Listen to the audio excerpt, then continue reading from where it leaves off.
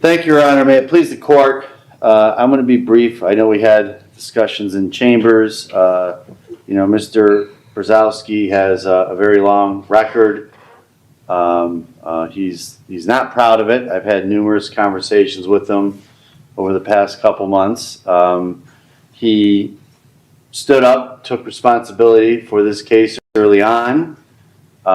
He is here today to beg the court. He's here hat in hand for the court to consider giving him an opportunity at community control and possibly chance to go back into a treatment. There is a bed waiting for him at the Matt Talbot Center in the Cleveland area. While this case has been going on separately, there's been cases out of Cuyahoga County that he's pled to, and through those cases, he was referred to the Matt Talbot Center, and then he's been in our county jail, so he hasn't started his treatment there.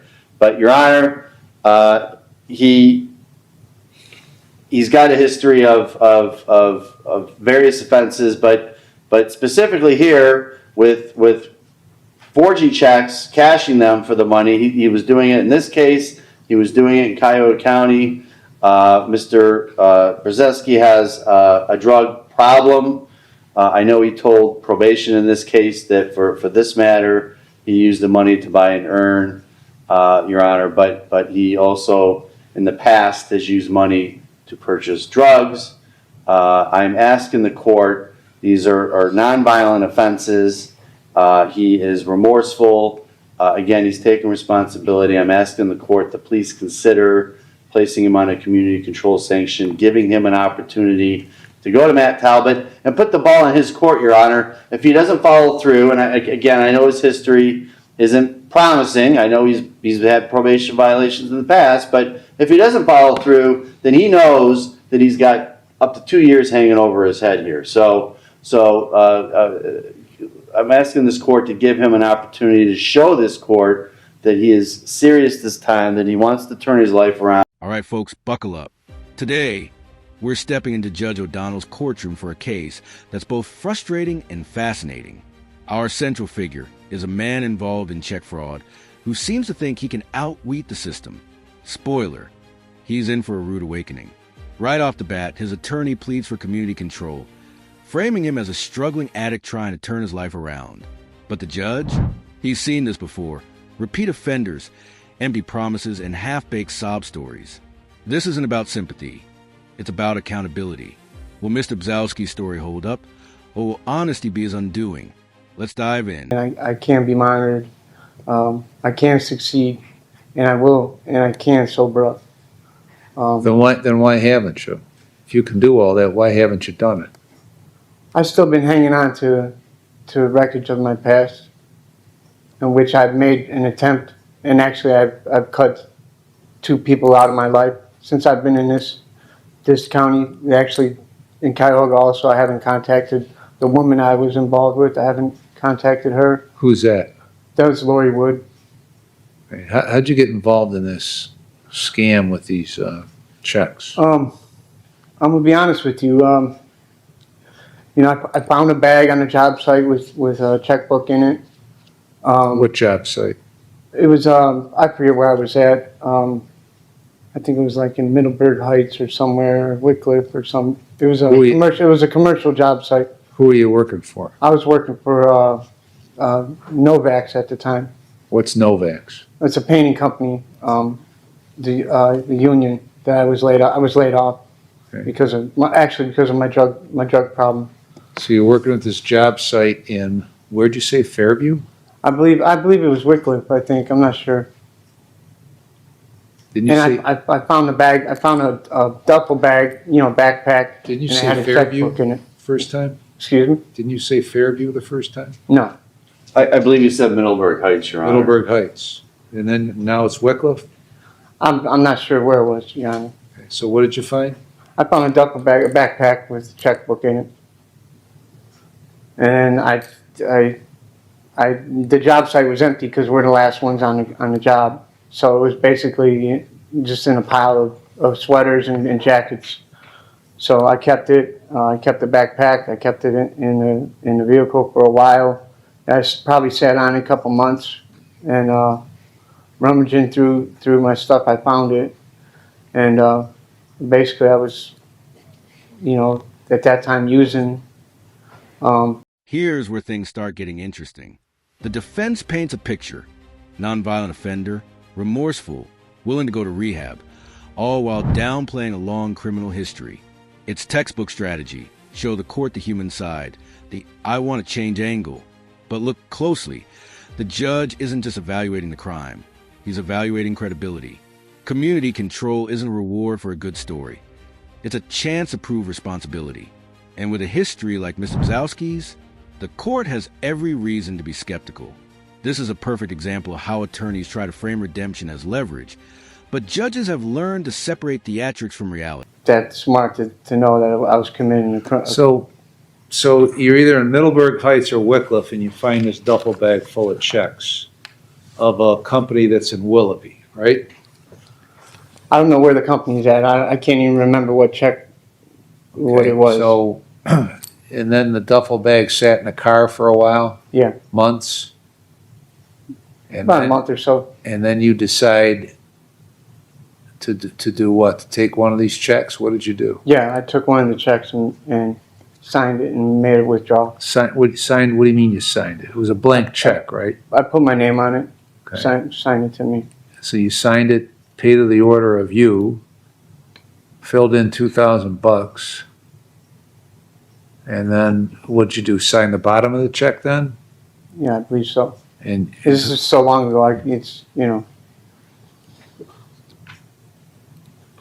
who's Dusty Mays? I have no idea. Where's Ace Cash Express? I'm not sure. It's a check cashing place, I'm sure of. Nonetheless, it was foolish, Your Honor. Who's Constance Wagner? I believe that was probably another check I wrote. Okay. Well, who's Constance Wagner? I have no idea. Why did you make out a check to Constance Wagner? I was using the money to get the drugs, Your Honor. I know, why Constance Wagner? I'm not sure. Why did you make a check out to Dusty Mays? I'm not sure, Your Honor. Okay. Why don't you have a discussion with him, and he can decide if he wants to keep lying to me, I mean, I don't know. or if he wants to be straight. Now, pay attention. Mr. Bzowski steps up, delivering the classic, "I've struggled with addiction my whole life" line. He claims both good and bad decisions, attempts to show self-awareness, and pleads for another chance. But here's the catch. While emotion grabs attention, clarity is crucial in court. And right now, he's giving the judge contradictions. He says he cut toxic people out of his life. But can he even remember key details about the case? Addiction is real, but so is accountability. Judges aren't looking for a sob story. They're looking for proof someone can follow the rules moving. Your Honor, I wasn't in no shape or form. I was under the influence of drugs. I didn't even know where this took place. I forgot all about that incident. Also, it's been quite some time since these cases happened. Like I said, but I totally forgot. I'm not trying to lie. I just didn't remember, Your Honor. It just seems curious to me that you wrote out checks to two females, presented the checks to cash. Did you cash any of the checks? I'm not sure. Okay. I'd probably if I have this case, I'm sure they went through then. You mean, so what you're telling me, you've done this so many times that you can't remember this one? No, Your Honor, it's been quite some time that has passed, and I apologize. It was a year ago. Okay. So you had these checks in your possession for a month, at least a month, right? Yes. It went from several months to a month. And I know about the tech company is the checks that I had in my possession. Right. That you found at some Yes. During the course of me, some building that was not in use when you were on a painting job. yes. Okay. So presumably TKR Tech, whose checks they were, had been out a bunch of checks for at least a month, up to several months, and didn't report it until the day you walked in to try to cash it on July 20th of 23. That seems unlikely to me, that they would just be missing checks and not know they're missing Well, checks. I believe that the people at the check cashing place knew that I wasn't who I was saying I was. You mean they got clued in that you weren't Dusty Mays? Sure. Imagine that. So you were doing this completely on your own. Is that right? No, Your Honor. No, then No, I was being driven. I had somebody driving me. who? A friend, Who? Antonio Harris. What is his name? Who's Antonio Harris? He was the one that took me to the check cash. I know, but he didn't just pluck you out of thin air and drive you to the check cashing place. So who is Antonio Harris? He was somebody that I was in contact with that showed me where to cash the check. Okay. How How were cash you the in check. contact with him? To a drug dealer. When did you get in contact with him? Prior that month. When you found the checks? Probably a week before I cashed it. Okay. Probably a week or so before I attempted to cash it. All right, well, so what'd you tell Antonio? I'd give him money if he drove me. He told me I would be able to cash him there. So Antonio's the one that directed it to Ace Cash Express? Yeah. I didn't have a vehicle. Now we hit the part where the story unravels. He claims he found a duffel bag of checks, kept it for months, and only later decided to cash them. At first, it's Midburg Heights, then Wickliffe. Locations shift as he tries to recall specifics. The judge isn't impressed. He's hearing excuses, forgetfulness, and inconsistencies. This is critical because it highlights the difference between remorse and rationalization. Courts don't reward vague memory lapses. They reward honesty. And when the defendant starts mixing up who's involved and how he went about the fraud, credibility erodes fast. The message is clear. Accountability requires clarity. And right now, clarity is MIA. Under me being strung out on drugs and desperate like I was, I wasn't making. You didn't cash a check to get money for drugs, did you? One of the checks, yes. I thought you cashed it to get an earn. I used some of the money, yes.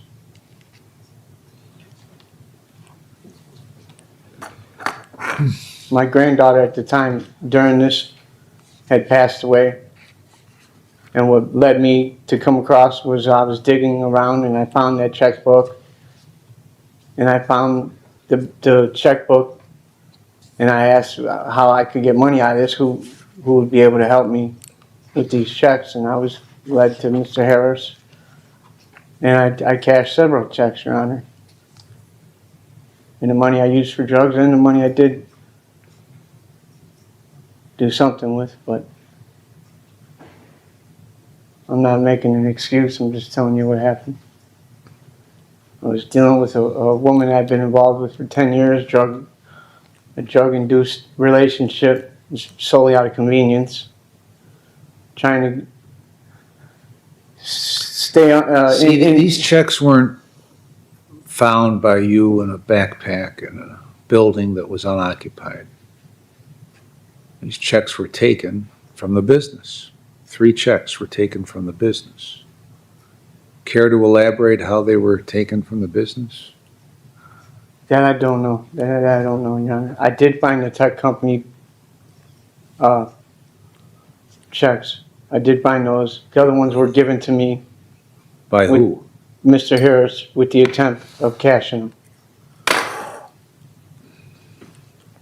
So now I we didn't go- steal the checks from no company or no So now we business. go from, you found them in a backpack in a building that wasn't occupied that you were working at, kept them for a month to several months in The the tech car, company. in the car, and then decided to cash them and called Harris to find out where you could cash them.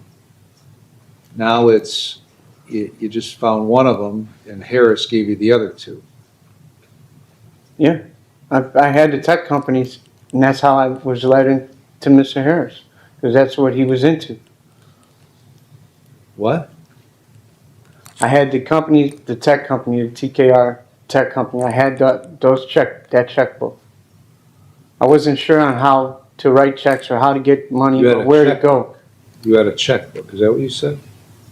Yes, There were 3 checks. I didn't count the checks, Your Honor. Oh, Jesus.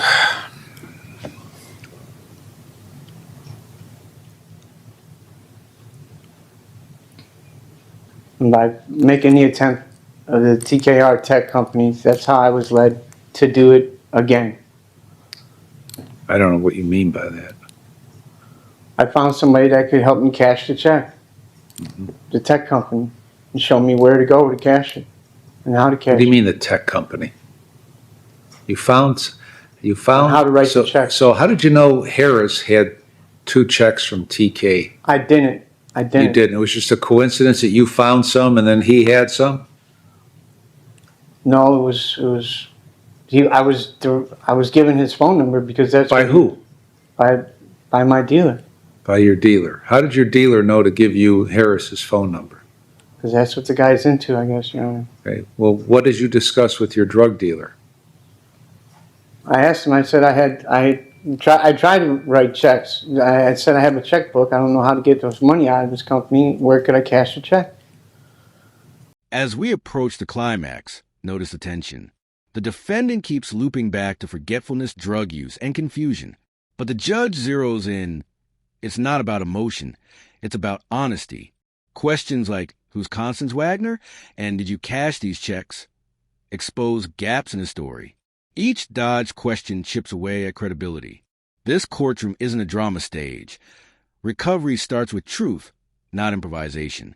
The judge wants a straight answer, but all he gets are vague memories and shifting narratives. This is a textbook example of how inconsistency undermines defense strategy. Judges reward responsibility, not improvisational storytelling. And Mr. Bzowski is walking a tightrope. You haven't said one honest thing to me since I walked in here. Your story has changed so many times you can't keep your lies straight.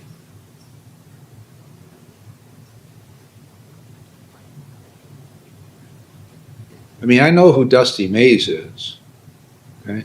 But you profess not to know who Dusty Mays is.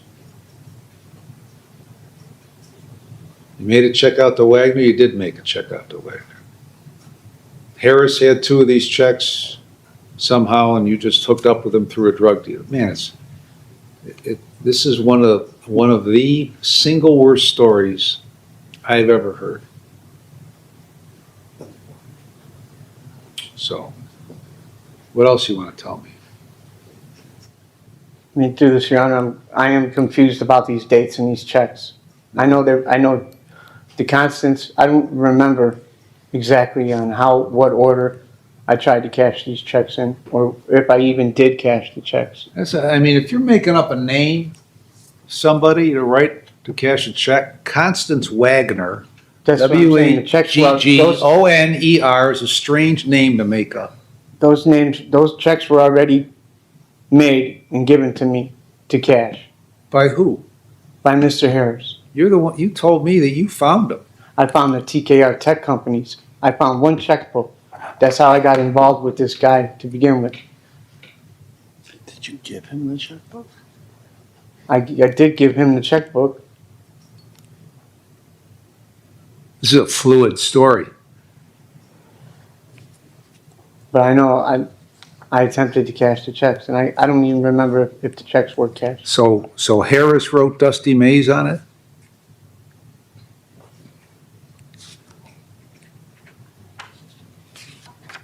I don't even remember writing that, Your Honor. No, I asked you, did Harris write Dusty Mays? You said Harris filled them out.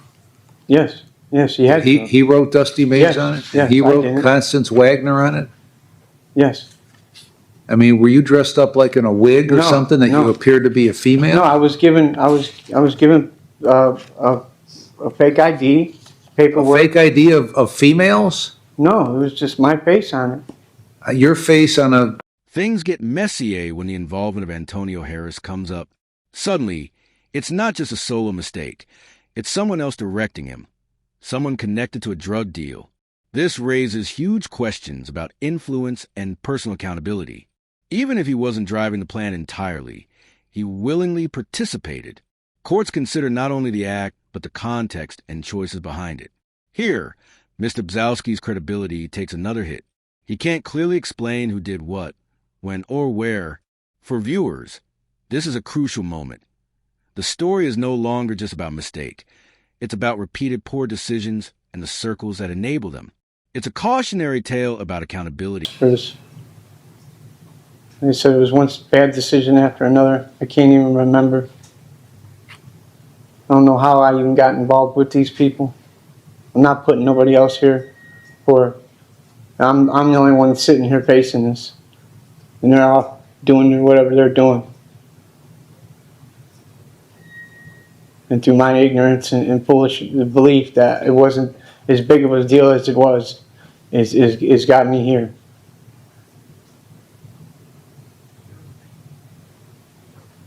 And I just don't know what else to say, Your Honor. But I certainly I'm not lying when I tell you I'm truly sorry for what I did. And I just need a break, man. Constance Wagner, 73-year-old female from Chardon. So it wasn't just a made-up name. But you didn't put that name on there. Harris put the name on there, right? I wrote the checks, Your Honor. But you told me Harris wrote the checks. I've signed them. Harris wrote them and you signed them? Yes. When I was attempting to get the money. Or when I did get them. I can't remember if they went through or not.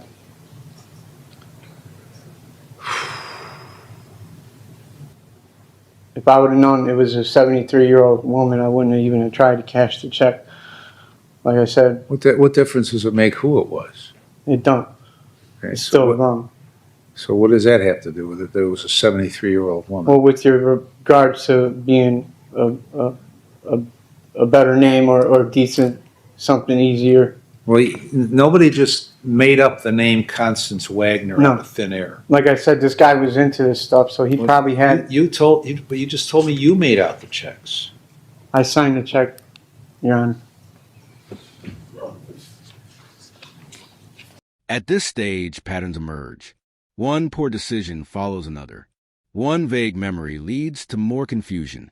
The judge sees the bigger picture. This isn't an isolated incident.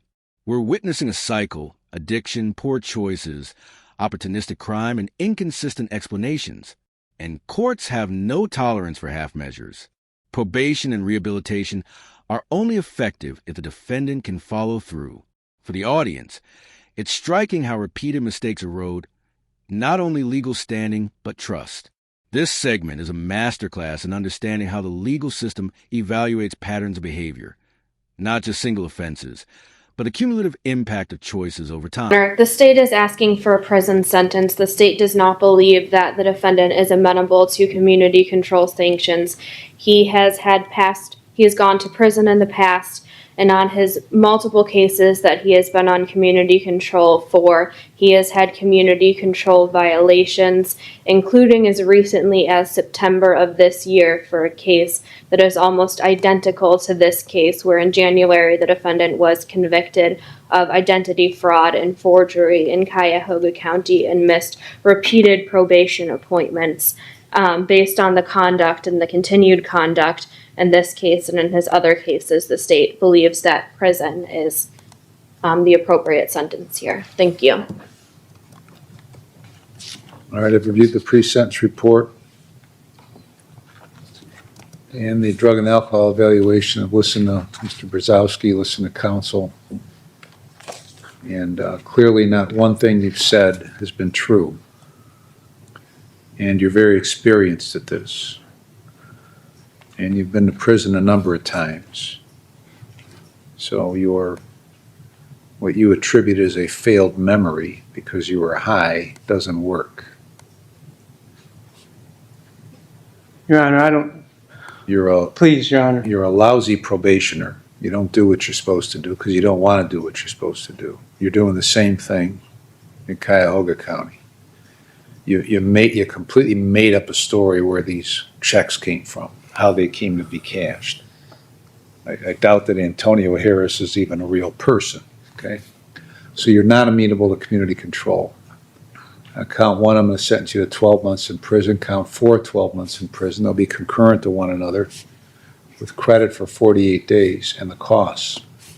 When you get out, you might be on post-release control for up to 2 years under the parole authority with conditions. If you violate the conditions, they could send you back to prison for up to 9 months for each violation, up to 1/2 of my sentence.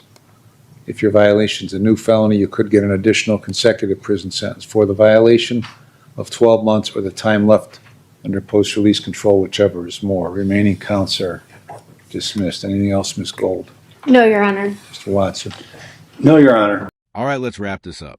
Mr. Brzezowski's case highlights the delicate balance courts strike between accountability and rehabilitation. Despite claims of remorse and opportunity for treatment, inconsistencies, confusion, and a history of repeat offenses weigh heavily against him. The judge's role is clear: ensure that justice is served while providing a path for those genuinely ready to change. And here's the takeaway: honesty, clarity, and consistent effort matter far more than excuses or last-minute redemption stories. If you found this case as shocking as we did, hit that like button. Share your thoughts in the comments, and don't forget to subscribe for more jaw-dropping breakdowns. Courtrooms are full of lessons, sometimes painful, always revealing.